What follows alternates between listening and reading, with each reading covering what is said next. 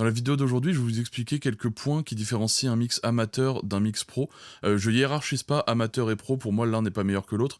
Pro, on va dire que c'est un mix qui est plus normé, plus voilà, dans les normes, plus dans les standards, et qui a une qualité peut-être au-dessus d'un point de vue technique et plus clean. Et amateur, ça va être quelque chose qu'on va définir comme étant peut-être un peu plus, je vais pas dire créatif, mais je vais dire un peu plus maladroit potentiellement, mais du coup ça peut être aussi chargé d'idées, donc ça peut être quand même quelque chose qui est bien. Donc voilà, il faut réussir à trouver cet équilibre entre amateur et pro, à savoir que, en vrai, la définition ça voudrait dire qu'un pro c'est quelqu'un qui l'a mixé en gagnant de l'argent, et un amateur quelqu'un qui l'a mixé sans gagner d'argent. On va mettre ça de côté parce que peu importe, on va parler plus voilà de sensation de mix et de on entend quand un mix pro c'est un mix qui est clean, c'est un mix qu'on entend à la radio, qui est puissant, qui est bien placé, machin. Alors la première chose qui va définir un mix pro d'un mix amateur, ou même qui va définir la qualité sonore finale d'un son, ça va être forcément l'enregistrement, la qualité de production.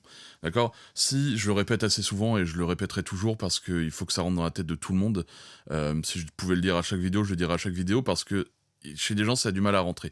Ce que je peux comprendre. Quand on a la tête dans le guidon, qu'on essaie de faire de la musique, qu'on essaie de faire des trucs créatifs, des trucs, des fois, on est là, on fait nos trucs et on s'enregistre et c'est peut-être pas top, ou alors on prend pas assez d'attention sur notre sample de kick, de snare, sur la texture de notre piano. Et donc tout ça, de fil en aiguille, quand on est dans un flux machin, le manque d'attention qu'on peut apporter à certains éléments fait que ce sera pas rattrapable derrière. Si vous enregistrez mal votre voix, si vous choisissez le mauvais sample de kick, et si votre piano est pas, la texture de votre piano est pas bien travaillée, si voilà le piano est un peu déséquilibré, forcément à la prod à la fin, sur la globalité avec la voix avec tout, ça va se ressentir. Indéniablement, c'est impossible que ça se ressente pas. Donc il faut mettre un soin particulier à choisir chaque élément de sa production. Vous voyez votre production comme un truc global, mais quand même composé de plein de petits éléments. Si chacun de ces petits éléments est maîtrisé nickel et que voilà, on ajoute ce petit 1% à chaque élément de qualité, ça se ressent à la fin. Si votre voix est record, je parle pas des conditions de la room, je parle vraiment de prise de voix, de distance, de bruit de bouche,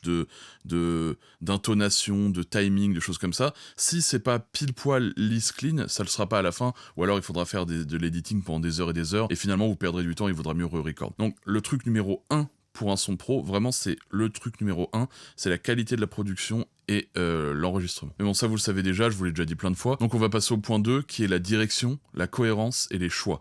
D'accord? La direction, la cohérence et les choix. Faire des choix cohérents, faire des choix pour son morceau, et prendre la bonne direction artistique. Ce que je veux dire par là, c'est que souvent, on peut créer des morceaux parce qu'on a une envie créative, on a, tac, on fait le morceau comme d'habitude, mais on va pas avoir de direction claire, d'accord? On va pas avoir de choix clair qui est défini. Par exemple, moi, quand je reçois un mix à faire, j'écoute le morceau entièrement, une fois, deux fois, je m'en imprègne, et je me dis, ok, là, qu'est-ce qui peut être intéressant pour le morceau? Dans quelle direction est-ce qu'il faut que j'aille? Est-ce qu'il faut que je mette en avant plutôt cette voix qui est frontale? Est-ce que finalement je veux mettre en avant un côté beaucoup plus ambiant, par exemple si c'est une prod avec des pads et des choses comme ça, donc potentiellement je vais peut-être reculer un peu ma voix, lui rajouter de la reverb, mettre les pads un peu plus en avant pour avoir un truc beaucoup plus global, beaucoup plus atmosphérique. Est-ce que la direction ça peut être autre chose? Ça peut être je veux des drums qui tabassent et puis je veux les instruments très en retrait pour faire un peu en mode en mode freestyle. Voilà. On peut prendre plein de directions, plein de choix, et surtout, ce qu'il faut garder, c'est la cohérence. Encore une fois, si je dis que je veux quelque chose d'atmosphérique, et que je mets la voix hyper sèche, hyper frontale devant, j'aurais beau monter mes pads, ce sera pas atmosphérique, ce sera, ce sera un morceau frontal.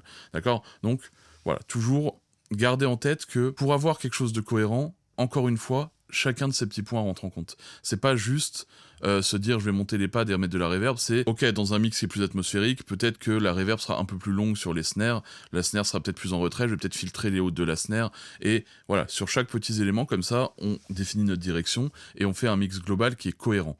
C'est très important d'avoir un mix cohérent parce que s'il y a un petit élément qui sort, très souvent j'entends des mix qui sont ok, et d'un coup j'entends une perc qui des fois a rien à faire là, qui est trop forte, qui vient sortir du mix et qui vient faire que le morceau en fait est pas clean et pas lisse. D'accord? Donc ça c'est important, la cohérence, le choix artistique et surtout tenir ce choix artistique tout au long du morceau, parce que si vous changez de direction entre deux, ça va être brouillon. D'accord? Donc choisissez un parti pris, appliquez ce parti pris, et faites en sorte que ce soit le plus cohérent possible. Le troisième point, c'est l'équilibre. Alors, tous les points vont un peu se rejoindre, parce qu'en fait, on parle globalement de la même chose, mais l'équilibre dans un morceau, c'est le truc primordial. J'en parlais encore dans la vidéo précédente, et encore une fois, ça je pouvais vous le dire à chaque vidéo, je le ferai, mais l'équilibre des volumes, et l'équilibre de la panoramique, donc de la stéréo, c'est ce qui est le plus important, parce que ça va justement pas nous sortir du mix. Des fois, j'entends des mix, encore une fois, et je suis bien dans le mix et tout, je suis bien dans le morceau, et bam, j'entends une snare qui tape, qui est sèche, qui me détruit les oreilles, qui est trop forte, et qui vient manger la voix, voilà, qui vient tout manger, ou d'autres éléments, hein, qui arrivent et qui sont trop forts, et ça met le reste en retrait,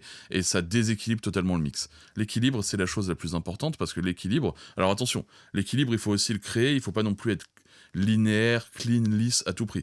L'équilibre, quand quelqu'un est en équilibre sur un fil, il est parfois un peu dans le vide, parfois une jambe en l'air, parfois un machin, parfois il est droit. D'accord? Donc il faut pouvoir savoir déséquilibrer son mix, le redéséquilibrer de l'autre côté pour pouvoir le rééquilibrer, pour avoir quelque chose d'intéressant. Le but, c'est pas de se faire chier en écoutant un morceau, le but, c'est pas d'avoir les trucs clean, aseptisés et lisses, le but, c'est d'être équilibré. Maintenant, comment on fait? Bah déjà, ça vient par le point d'avant, avec la cohérence, etc., ça vient par la production, et puis ça vient aussi par l'écoute, tout simplement, potentiellement de références de morceaux que vous aimez bien, vous allez venir l'écouter, tac, ok. Vous allez surtout venir gérer vos volumes avec énormément de soin, gérer votre stéréo avec énormément de soin, parce que c'est ce qui est le plus important dans le mixage, c'est cet équilibre, cette balance fréquentielle, cette balance de volume et cette balance panoramique, d'accord? Donc vraiment un soin particulier à ça, et vous allez voir que vos mix, même sans appliquer d'EQ, de compression, de reverb, j'ai déjà fait dans une vidéo il y a 1 an et demi, peut-être que je referai si ça vous intéresse, dites-moi, je prenais une prod, je la mixais sans rien, juste avec les volumes et la panoramique, et la prod sonnait hyper bien, d'accord? Donc c'est ce qui est le plus important, ça fait 80% du taf. Évidemment, par la suite, bah, il faut quand même savoir utiliser ces outils pour pouvoir aller plus loin dans le mix, mais déjà, vous pouvez avoir quelque chose de clean, sans forcément une grande maîtrise de tous les outils, juste en écoutant bien avec une référence, et vous allez voir que ça va, pareil, grandement améliorer vos mix. Pour ceux qui le savent pas déjà et ceux qui le veulent, j'ai des formations pour apprendre à mixer les prods, pour apprendre à mixer les voix, j'ai des méthodes de mix de voix, et j'ai une formation plus globale où vraiment j'apprends tous les outils, comment s'en servir, pourquoi l'EQ, pourquoi la compression, pourquoi à ce moment-là, etc. Et ça, c'est dispo sur le site. Il y a une réduction de 25% en ce moment. Donc ceux que ça intéresse, qui veulent se former à ça, qui veulent aller plus loin, qui veulent dépasser leur niveau, tout simplement, tous ceux qui sont bloqués, en fait, ça vous permettra de dépasser et de continuer de monter, d'enlever tous ces blocages. Donc voilà, n'hésitez pas à aller checker ça sur la boutique. Premier dans la description, 25% de réduction. Je laisse la promotion pendant une semaine. Et puis voilà, donc on peut passer au point 4. Le point 4, c'est celui qui est dur à atteindre, parce que c'est celui qui demande le plus de temps, c'est l'expertise et l'expérience. Quand vous allez commencer à mixer, forcément, vous allez apprendre plein de choses. Le truc, c'est que toutes ces choses que vous allez apprendre, parfois ça peut être utile, parfois ça peut justement vous indiquer un mauvais chemin. Par exemple, vous allez avoir des idées reçues, des idées préconçues, des trucs que vous avez vus, des trucs que vous avez lus sur internet, des trucs que j'ai pu dire, des trucs que d'autres ont pu dire, qui en fait vont vous amener vers une mauvaise direction parce que soit vous l'avez mal compris, soit ça a été mal expliqué, soit c'est tout simplement des informations qui sont fausses. Et en fait, toutes ces choses-là sont filtrées avec l'expérience et le temps. Moi, quand j'ai commencé, je faisais plein d'erreurs, il y a plein de trucs que j'ai fait pendant 1 an et demi, 2 ans, et je me rends compte aujourd'hui que, en fait, c'était une erreur, et donc, avec l'expérience, avec le fait de se rendre compte que ça marche pas, d'accord? Posez-vous la question, qu'est-ce qui marche pas? Ça, je le fais dans chaque mix, ça marche pas. Pourquoi je le fais dans chaque mix si ça marche pas? Parce que je l'ai vu quelqu'un le faire et lui ça marchait? Non, d'accord? Donc il faut savoir ce qui marche pour vous, savoir ce qui marche globalement, et voilà, faites des tests. Une fois que vous avez fait vos tests, vous vous dites, ok, ça marche pas, donc je le garde. Ça marche pas, donc je le garde pas. D'accord? Quelque chose qui marche pas, ne le faites pas. Quelque chose qui marche, faites-le. C'est tout simple. Le mixage, il n'y a pas d'autres règles que ça. Ça marche, vous le faites, ça marche pas, vous le faites pas. Même si moi je vous ai dit, ouais, je fais ça 90% des cas et ça marche, si ça marche pas pour vous, ça marche pas pour vous. D'accord? C'est, comme je disais juste avant, des visions de mix, des cohérences de mix, qui fait que moi, certains de mes mix, ça va marcher, vous, ça va pas marcher, parce que juste on n'a pas la même méthode de travail, parce que juste on n'a pas la même vision du truc. Et du coup, voilà, des informations que je peux dire peuvent être incorrectes pour vous, correctes pour moi, correctes pour d'autres, et voilà, c'est ça le truc, c'est l'expérience va filtrer tout ça. L'expérience va faire en sorte que vous allez tout simplement avoir la boîte à outils qui vous correspond et filtrer tout ce qui en sort. Pour autant, ça gravite autour. Vous pouvez vous dire, tiens, je vais essayer cette fois-là de prendre cette technique-là. Bam, vous le mettez dedans, ça marche, c'est cool. D'accord? Et l'expérience aussi vous fera faire des choix plus rapidement. Si justement vous avez toute cette caisse à outils, donc vous vous dites, j'ai telle technique, je connais ça, j'ai vu que ça marchait pas 90% des cas, vous écoutez un mix, vous dites, ah là c'est sûr que ça a marché, vous le prenez, ça marche. D'accord? Donc, connaître plein de trucs, filtrer, faire le bon choix au bon moment, ça vient avec l'expérience. Donc ceux qui font ça depuis 1 an, 2 ans, n'arrêtez pas, ne vous découragez pas. Forcément, il y a toujours des moments où on est en mode « Ah là, j'y arrive pas, ça bloque, j'ai l'impression de pas progresser, je suis nul, machin. » Ça, c'est normal, c'est dans tout. Dès qu'on apprend quelque chose, il y a un moment où on est là en mode « Oui, ça marche pas, j'y arriverai jamais, je suis nul. » Vous êtes pas nul, juste vous manquez d'expérience, donc continuez. continuez à mixer, continuez à regarder des vidéos, continuez à lire sur des forums, continuez à vous exercer, continuez à faire de la musique, et en continuant, au bout d'un moment, au bout de 5 ans, vous poserez toujours ces questions-là, hein. Il y a toujours des mix où vous direz « Oh, je suis nul, j'y arrive pas », mais en fait, c'est pas vrai, vous serez bon, et juste, il y a certains mix qui sont plus durs que d'autres, et c'est comme ça. Et le dernier point, qui rejoint un peu tout, et qui rejoint aussi le point d'avant, c'est la connaissance. Ça veut dire, comme j'expliquais, n'arrêtez pas de mixer, mais surtout n'arrêtez pas d'apprendre. Moi, c'est ce qui a fait que j'ai appris le mixage plutôt rapidement, c'est que j'ai énormément travaillé sur la théorie et la connaissance, et j'ai énormément lu, énormément sur des forums, énormément regardé de vidéos, j'ai lu des livres sur le mixage, j'ai essayé par moi-même, et ça pendant plusieurs heures par jour en fait.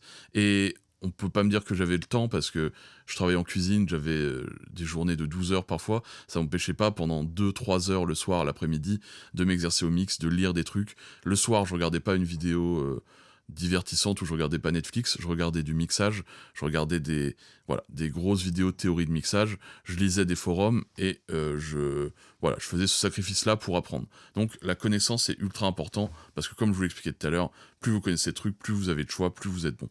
D'accord ? Donc ça, ne faites pas l'impasse dessus. On peut apprendre naturellement, il y a des gens qui sont plus doués que d'autres, mais les gens qui arrivent sur le long terme, si vous voulez faire ce métier, si vous voulez être mixeur ou si vous voulez mixer, masteriser, si vous voulez même mixer vos propres morceaux, c'est les gens qui essaient longtemps, mais surtout qui essaient bien. C'est rien d'essayer quelque chose longtemps, c'est rien de persévérer si vous le faites à moitié. D'accord ? Donc faites les choses entièrement, vous allez voir que vous allez vite progresser, vous allez vite prendre du niveau, vous allez vite faire des mix qui sont professionnels, des mix pour lesquels on pourra vous payer, dans lesquels vous pourrez gagner de l'argent. Donc voilà, pour cette petite vidéo, j'espère que ça vous a plu, j'espère que ça vous a peut-être ouvert les yeux sur certains points. Toujours est-il, comme je vous le disais tout à l'heure, il y a une petite réduction sur ma formation pour ceux qui veulent. Je reviens aussi je vais continuer de faire des vidéos ce mois-ci, mais je reviens en septembre avec des vidéos. J'essaie de voir les choses un peu différemment pour l'année prochaine dans ma façon de concevoir les vidéos. Je vais essayer de trouver des méthodes pour vous apprendre encore mieux et vous apprendre plus facilement et que vous ayez des résultats encore plus facilement. Donc voilà, je prépare plein de trucs pour la rentrée et merci de m'avoir écouté. Bye.